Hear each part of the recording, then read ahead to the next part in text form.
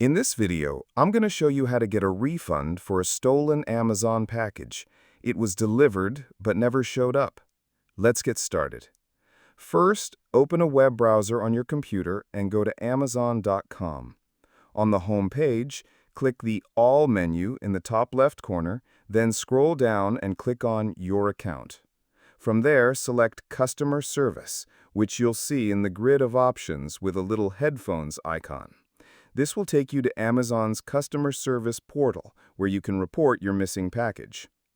Next, you'll see your most recent purchases under the section that asks if you need help with a recent item.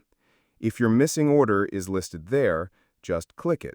If not, select Help with a different item to see your full order history.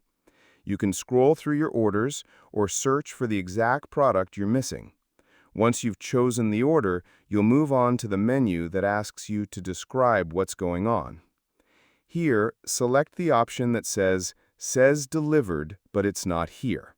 Then choose whether the entire package is missing or just a specific item inside it. Finally, on the next page, scroll down and click I Need More Help.